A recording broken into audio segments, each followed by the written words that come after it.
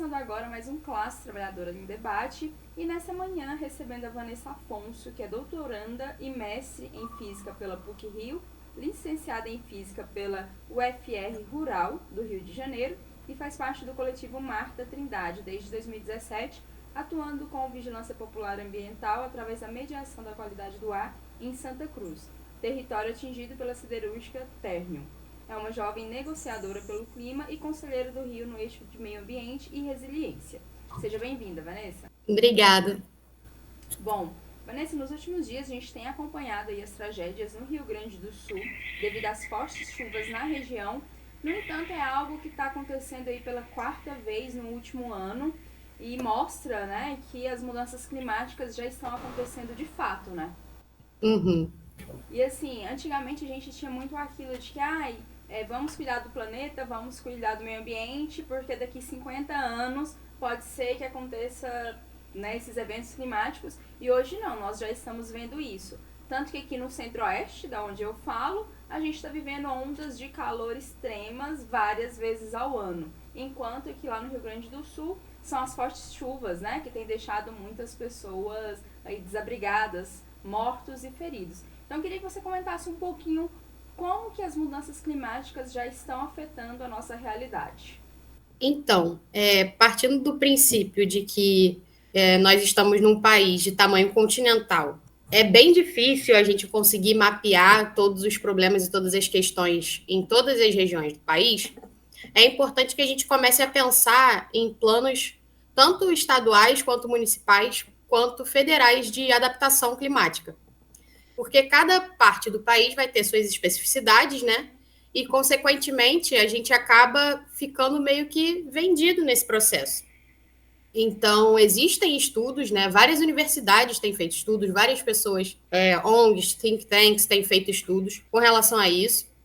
O relatório do IPCC já foi publicado tem bastante tempo. Então, assim, existem pessoas, muitas pessoas, fazendo vários estudos, várias coisas relevantes para essa área, né? Para a gente pensar em adaptação e mitigação. Mas, mesmo assim, falta, acho que, urgência do Estado, né? O caso que aconteceu no Rio Grande do Sul muito se dá também por essa questão de omissão, tendo em vista que o próprio Eduardo já retirou vários financiamentos da pauta ambiental nesse sentido. E eu acho que a gente precisa entender que a pauta ambiental, né, a pauta das emergências climáticas, está diretamente ligada com direitos humanos e com qualidade de vida das pessoas. Então, enquanto a gente não conseguir relacionar essas duas coisas, acho que vai ficar difícil a gente adaptar de fato. Já vem sendo falado por cientistas há muitos anos, né? Então, é hora da gente começar a ouvi-los e aplicar isso em políticas públicas.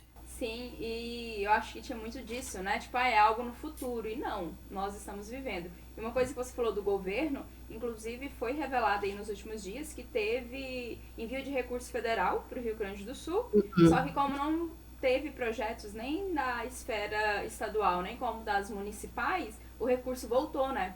Então eu acho Uhum, que fica muito daquilo, assim, o governo está investindo parte de recurso para uhum. essas questões de mudanças climáticas, mas que muitas vezes a esfera estadual, municipal, não faz um projeto que vá mitigar essa situação, né? Sim, é importante ter espaços de recepção e ter esse planejamento do que fazer com esse dinheiro para quando esse dinheiro chegar. Não tem que esperar o desastre acontecer para que, olha, agora a gente precisa de recurso, vamos alocar aqui emergencialmente. Se a gente tiver um plano orçamentário, né, um plano de execução, operação, na hora que acontecer, né, esse tipo de desastre, a gente vai conseguir agir de forma muito mais rápida. Um grande exemplo do que está acontecendo no Rio de Janeiro é a atuação do Centro de Operações Rio, que é uma referência nesse sentido. É óbvio que existem suas limitações, né? Mas a partir do momento que a gente tem um centro de operações que faz esse mapeamento, essa integração entre as esferas, a gente sabe o que fazer caso aconteça uma onda de calor extrema, por exemplo, né? Um deslizamento, enfim, esse tipo de coisa. Certo. E já falando da questão de conscientização e até mesmo de engajamento, como que você percebe então o engajamento dos jovens, principalmente, que eu sei que é uma área que você atua, nessas questões ambientais hoje em dia. Há uma mudança significativa em comparação com as gerações anteriores? Você percebe que os jovens têm participado mais? Como que está isso? Os jovens têm participado mais, sim. Acredito que não tenha uma disparidade tão grande com relação às gerações anteriores, mas eu acho que por nós estarmos sentindo na pele a nossa, não é bem a revolta, né? Mas a gente acaba falando um pouco mais sobre isso, né? E com o advento das redes sociais, acaba gerando um pouco mais de visibilidade. O que acontece é que aqui, principalmente no Rio de Janeiro, né? Que é de onde eu falo, esses desastres, né? Essas questões de alagamentos e deslizamentos e tudo mais, têm se alocado em espaços que são espaços majoritariamente negros e pobres. Então, a partir desse recorte, a gente entende que é importante a gente pautar também questões, né, falar sobre racismo ambiental, como isso se estrutura na cidade, né, no estado do Rio de Janeiro.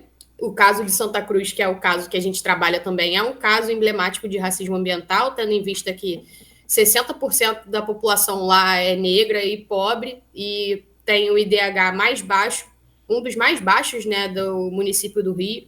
Então, assim, essas emergências, né, esses desastres afetam primeiro esses lugares, né, afetam primeiro as pessoas mais vulneráveis.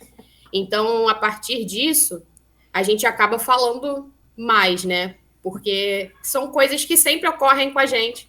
Ocorrem com a gente em Santa Cruz desde 2010, por exemplo, enquanto agora, né, a gente começa a ver desastres espalhados pelo Brasil. Então, acho que a gente tem falado um pouco mais no sentido de que isso tem afetado mais em curtos períodos de tempo, né? Antes a gente tinha essas questões, sei lá, uma enchente a cada 10 anos, por exemplo, e agora isso vem sendo recorrente, às vezes mais de 3 vezes por ano em certos locais. Sim, e é interessante você falar isso, porque muitas vezes, pra quem tá de fora, né, principalmente, a gente, às vezes, numa roda de conversa, então as pessoas, mas também não sei por que as pessoas moram nesses lugares.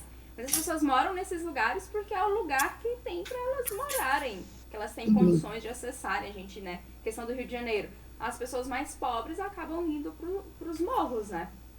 Acaba sendo um reflexo da política de moradia, né? Ninguém mora próximo a rios, próximo a encostas, porque quer, gente. E a gente, até aqui mesmo, né, em Goiás, a gente tem algumas ocupações irregulares perto de rios. Não chega a acontecer igual aconteceu no Rio Grande do Sul, mas às vezes quando chove muito, aqui em Goiás nós temos duas épocas, assim, uma de seca e uma de chuvosa, né? Então, na época chuvosa, a gente tem situações em que alguns locais da cidade, aqui mesmo em Goiânia, acaba alagando, algumas pessoas precisam sair de suas casas, mas não chega a ser a nível do Rio Grande do Sul.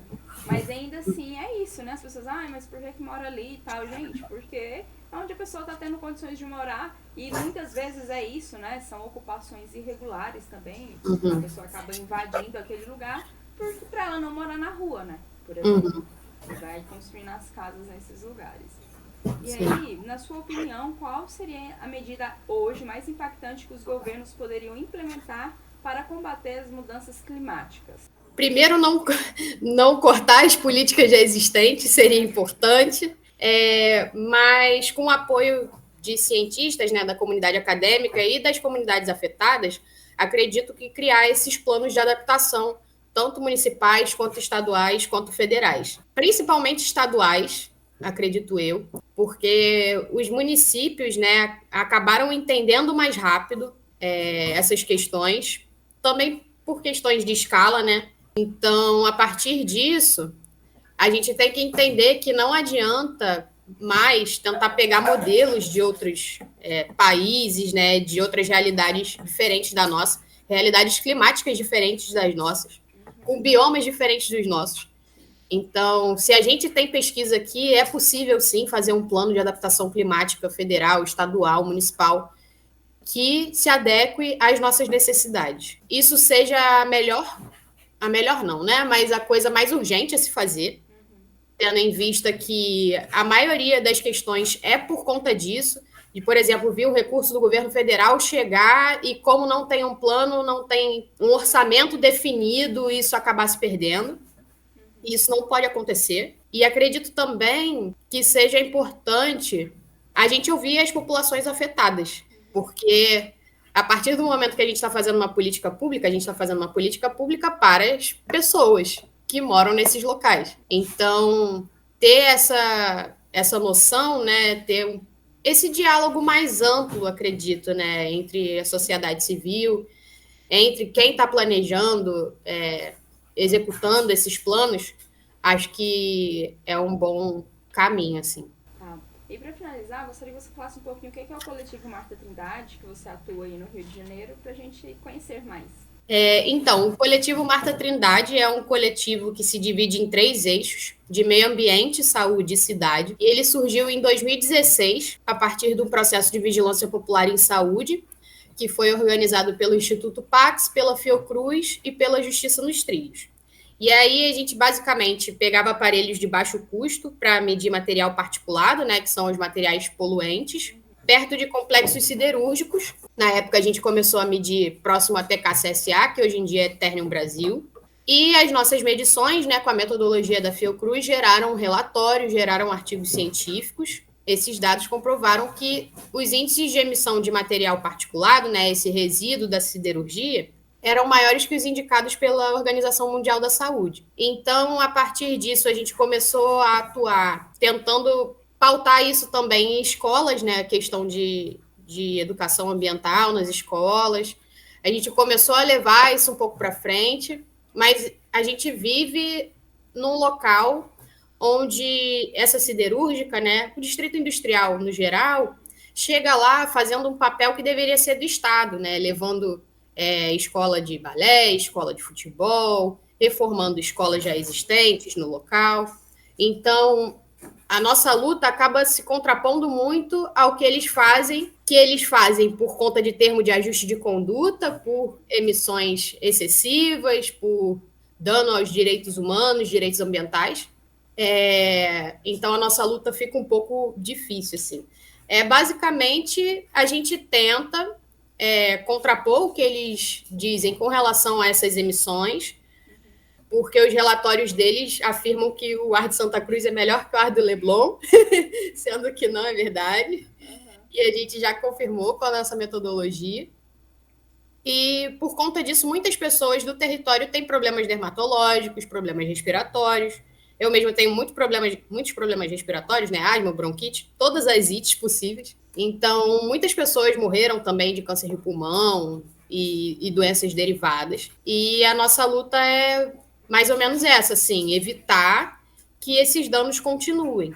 A empresa se instalou em 2010 e fez um desvio no canal de São Fernando de 90 graus. Então, a água passava, assim, e não, tipo assim, não conseguia passar, né? Não conseguia fazer esse desvio de 90 graus. Então, ela voltava e encheu as nossas casas. Então, eu fiquei, tipo, por sorte, na minha casa tem 2 andares. Então, a gente ficou 2 semanas embaixo d'água, aproximadamente, e uma dessas semanas eu fiquei na parte de cima, que não tinha banheiro, não tinha nada. Ficou eu e minha mãe na parte de cima e a gente comendo farofa pronta, tipo, e bebendo água durante uma semana, porque eles fizeram esse desvio irregular, que é irregular na nossa cabeça, né? Mas teve aval do Estado, mesmo com todos os estudos dizendo que, né, não deveria ser feito. E aí são esses danos, né, que são causados, isso, a poluição, teve a época da chuva de prata, que era esse material particulado mesmo, parecia um glitter, assim, caindo nas casas, então a gente ficava respirando aquilo e sujava o tempo todo, então todo dia tem que limpar a casa e tudo mais.